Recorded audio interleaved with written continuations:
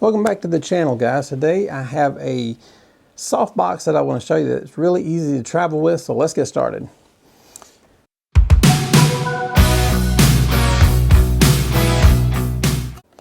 Now, a lot of you guys know that I love this Ulanzi 40 watt LED light, and I do. It's great to travel with, it works good, it's small, I like it. The only problem with it's not super strong. It's 40 watts, and sometimes 40 watts is just short of being enough light. So I graduated to this 60 watt Neewer, and this one does. This one has the extra power that I was lacking in the 40 watt. But the deal is, and it takes the MP batteries down at the bottom so you can run them a long time. But if I'm traveling, I'm in a hotel room and I have this pointing at me, it's a lot of bright light that's coming right at me. I'm like, oh, I can barely see the camera. So I think I have found a solution to that problem. So let's look and see if I have.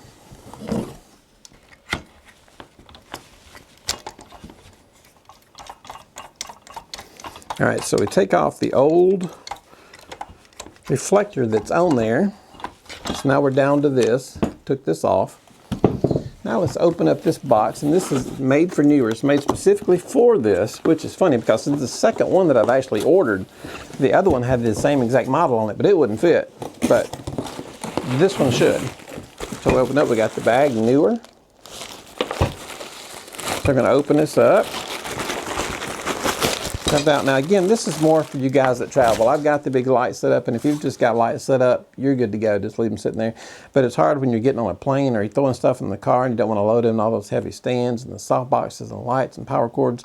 So it's easy to just take something small with you, because I'm not going to be doing hours and hours of recording. It's just if something comes up and I need to make a quick video and I need some fill light outside, or maybe I'm in the hotel room and it's completely dark and I just need one main light source. So here we go. This is the Neewer. I'm not sure of the model number on this.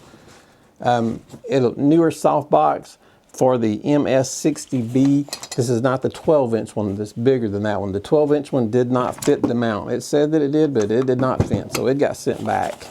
So don't make that mistake. If you're looking for it, get the one that's bigger than the 12-inch. So we'll undo it. And this has the kind, I just love this about these new soft boxes where you just pull it. So you just pull it and it goes right into place.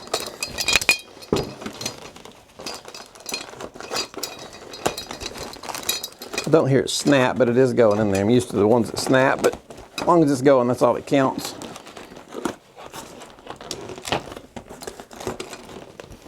Now it looks kind of big right now, but it does fold down small.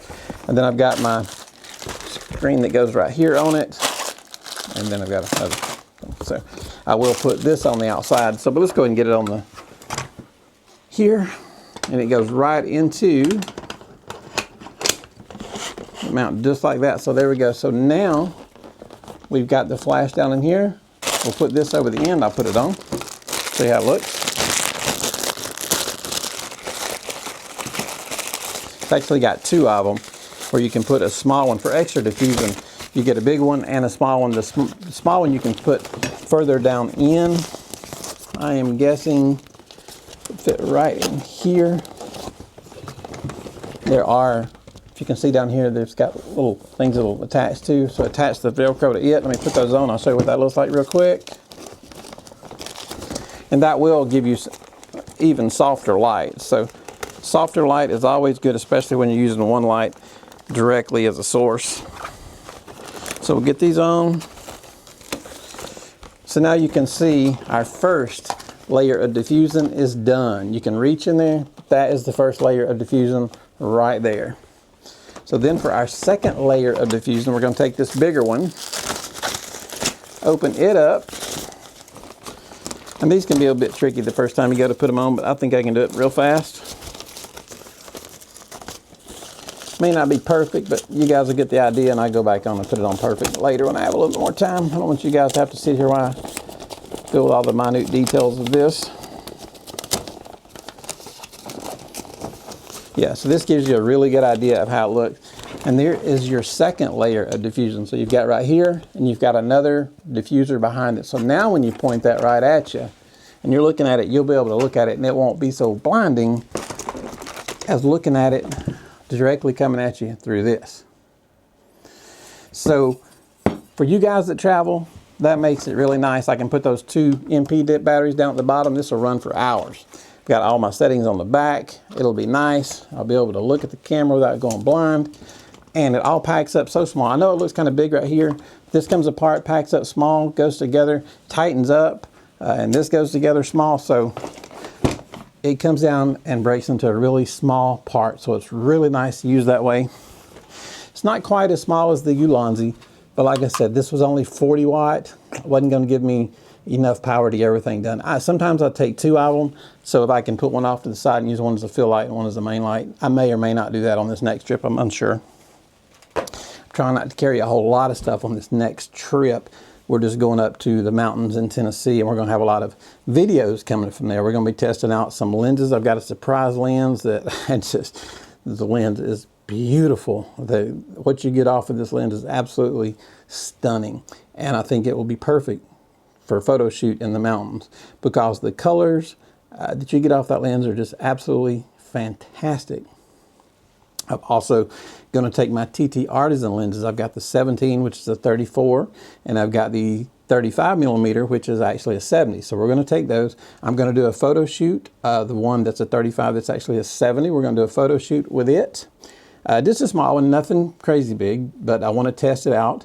And I'll probably do some testing between the 17 millimeter and this other lens. I don't want to tell you what it is just yet because it is so beautiful and it's just an amazing lens.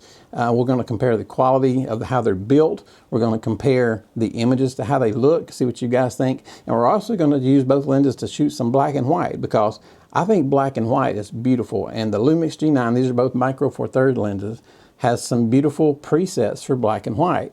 So I'll probably shoot RAW and JPEG at the same time so that I can get the color images from the RAW and I can pull the black and white ones from the JPEG and we can compare, and you will see some beautiful images come off the Lumix G9. I know the G9, the Lumix cameras have been ran through the mud on folks, and as they well should have, because some of the cameras, up until recently, their focusing hadn't gotten that good. I've got the G9, the original version, and there's a few tricks to getting the focus on it. And once you get the tricks down, you're pretty good. But as far as the wedding go, the Lumix G9 Mark II is where I want to head to that for weddings. I love that camera. It has got the really awesome focus that Sony and Canon have. It's amazing. But I want you to be able to see how the black and white looks, how the color looks, how those TT Artisan cheaper lenses, manual focus only, work against the high-end name brand autofocus lens that I'm going to be using, because it is just spectacular, the color you get off that. But is it worth the price difference is what I want to see. So when we get up to the mountains where we're going, we're going to be doing the comparison of the lenses. We're going to be doing a photo shoot. We've also got, this is so exciting. Only about once or twice a year do I get just super excited about a piece of gear that's coming in. By the time you're seeing this video, you will know what the piece of gear is. But for now, I don't want to give it away. It is something I am so excited about. A lot of equipment that comes out, I'm like, yeah, it's a nice little upgrade. But this is coming out, and this is just a spectacular upgrade. The difference is amazing. I cannot wait to get that video out. And like I said, by the time you're watching this video, you'll know the exact piece of equipment I'm talking about, because when that video is made, it's going out immediately.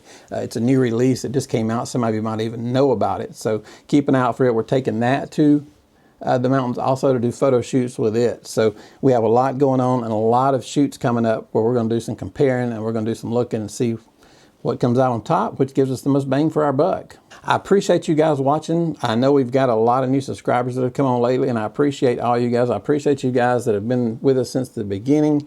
I appreciate you guys that have came on along as we've been going, and I appreciate all you guys that have came on in the last month. I consider this channel to be one big photography channel. I'm not the only one on this photography channel that has a lot of photography knowledge. So if you drop a question down at the bottom, even if I don't get to it, and I try to get to everything, someone else that knows just as much or more than I do will help you and answer your questions. So with that said, I wanted to share this travel gear with you and share some of the upcoming events that we have planned on the channel.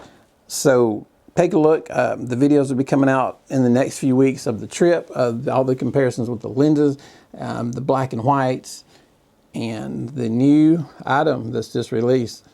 So I'm very excited. So anyway, check back If we're helping you guys out, please give us a thumbs up and hit that subscribe button. You guys have a great day. Thanks again.